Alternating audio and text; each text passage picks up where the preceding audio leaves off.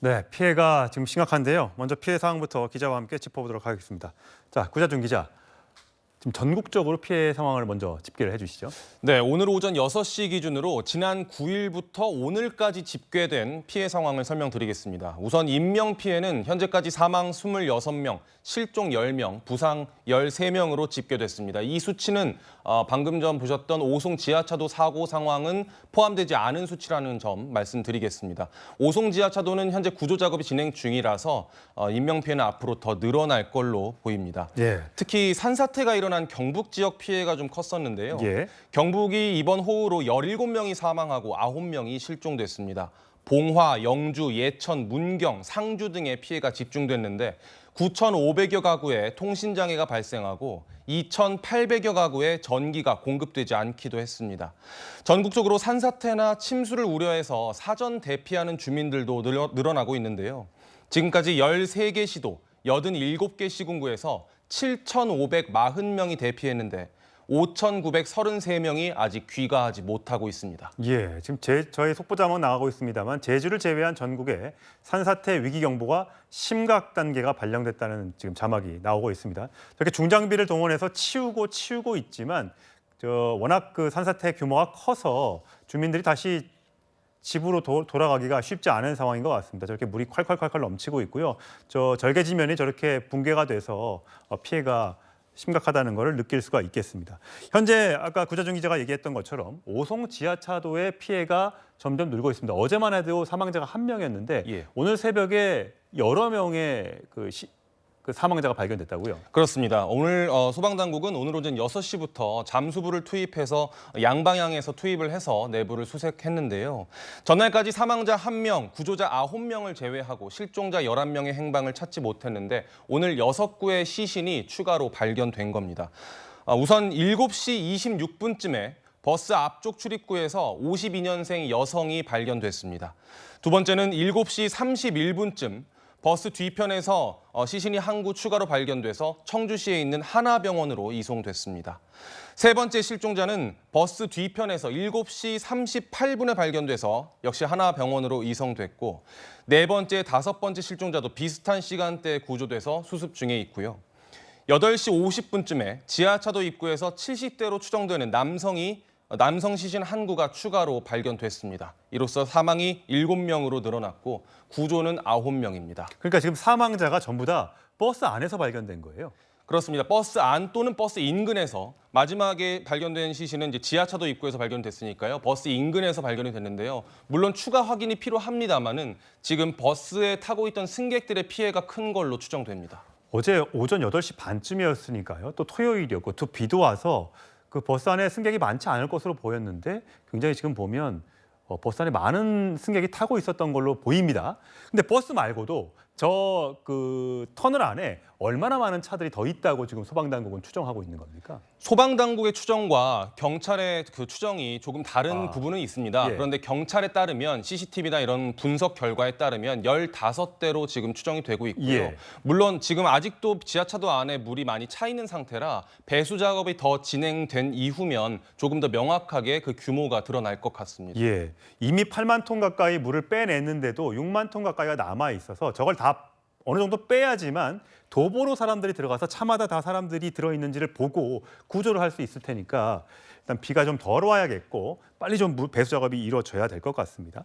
자, 맹성 대표님, 이 비가 어제는 이제 충청도 쪽에 집중이 됐습니다. 충청도와 전북 정도에. 근데 오늘은 지금 또 패턴이 좀 달라졌나 보죠? 더 밑으로 내려갔습니까? 맞습니다. 이 새벽 어제 오후쯤에는 이 좀 뚜렷하게 시간당 강수량을 집중적으로 보였던 그런 강한 강도의 강수량들이 어느 정도 좀 비구름대가 흩어지는 양상이었는데 오늘 새벽에는 전남과 경남 지역을 중심으로 지금 보이는 것처럼 붉은색으로 표시되어 있는 부분들이 제법 시간당 30mm 이상의 세찬비, 정말 피해를 야기할 수 있는 정도의 비인데 지금은 그 오늘 새벽 시간보다 조금 오전 시간인 것 같습니다. 있습니다. 예. 이 강한 비구름대가 지금 이제 전남 내륙 지역까지 지금 올라온 상태고요. 예. 그리고 서해상에서 계속해서 다량의 수증기, 고온다습한 수증기가 공급되면서 굉장히 뚜렷하게 발달되어 있는 비구름들이 들어오고 있습니다. 예. 그래서 오늘 오후까지는 충남과 전남 그리고 전북, 경북 지역을 중심으로 다시 정말 많은 양의 비가 내려서 계속해서 피해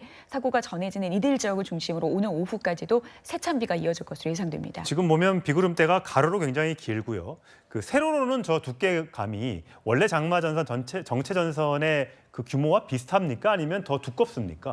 사실 최근 들어서 집중호우의 패턴이 굉장히 강해지기 때문에 예. 기억하실런지 모르겠지만 2020년의 장마는 중부지방을 중심으로 저거보다 더 얇은 띠 그리고 색깔은 더 빨간. 붉고 거의 빨갛고 보랗고 더 붉은 그런 강도가 강했는데 그거에 비해서는 좀 더 폭이 넓은 지역에서 이제 굵은비가 내리고 있기는 하지만 통상적으로 우리가 생각하는 장마전선은 사실 저것보다는 더 폭넓은 지역에서 좀 그 녹색과 푸른색, 그러니까 많은 양의 비가 내리지 않은 어느 정도 선에서의 비가 오르락 내리락 하는 수준이었는데 네. 굉장히 집중호우의 패턴, 그리고 좁은 지역, 짧은 시간, 시공간적인 집중도가 굉장히 강해지고 있는 게 최근 들어 나타나는 장마 패턴입니다. 예. 그럼 저 비구름대가 어제는 올라오지 않고 더 밑으로 내려갔단 말이죠. 그럼 다음 이제 이번 주 월요일부터 내일 당장 출근길인데 저 구름대가 위로 올라갑니까? 더 밑으로 내려갑니까? 위로 올라가지만 수도권 지역까지 북상하지는 않을 것으로 보입니다. 오늘 오후에 지금 호우특보가 내려져 있는 지역들을 살펴보면 어디 내려져 있다보다는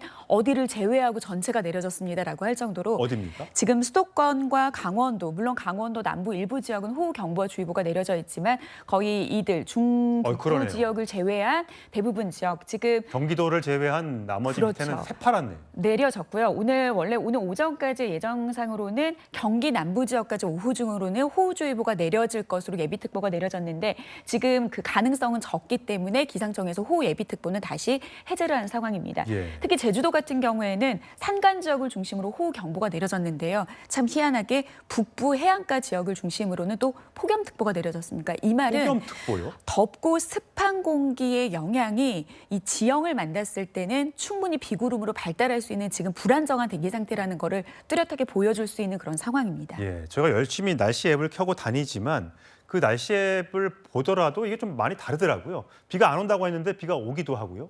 또 온다고 했는데 해가 뜨기도 하고요.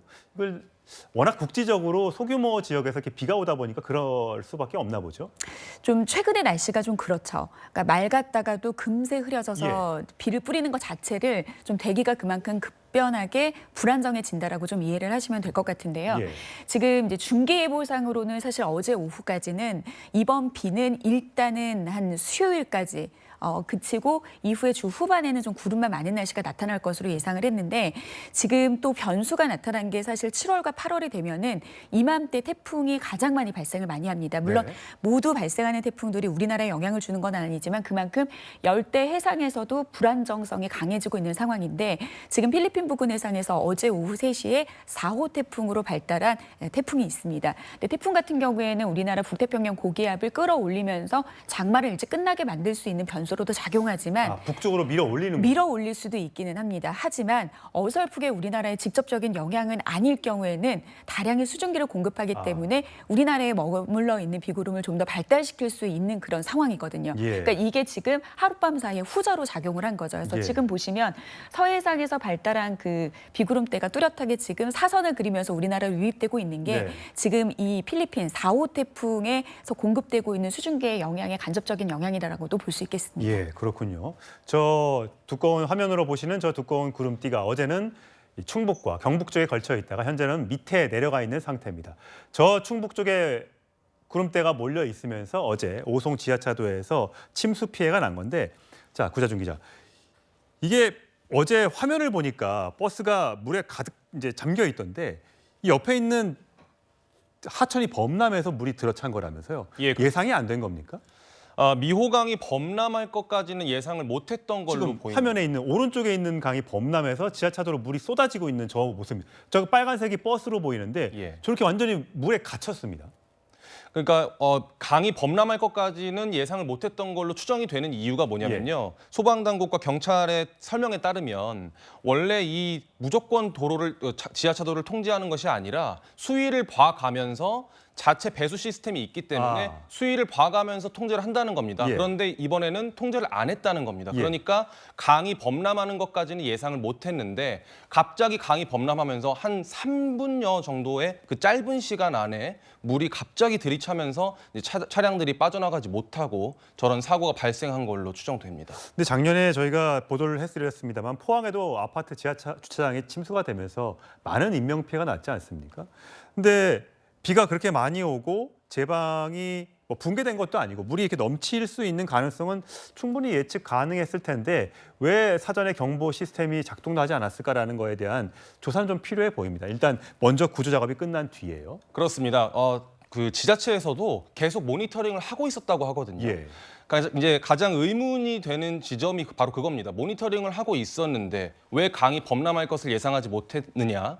그리고 또 왜 사전에 통제하지 못했느냐? 이런 부분도 물론 짚어봐야 합니다. 예. 물론 지금은 말씀하신 것처럼 인명 구조가 우선이죠. 그렇죠. 구조와 피해 복구가 우선입니다만은 모든 상황이 마무리되고 나서 이 부분이 아마 좀 논란이 될 것 같습니다. 예.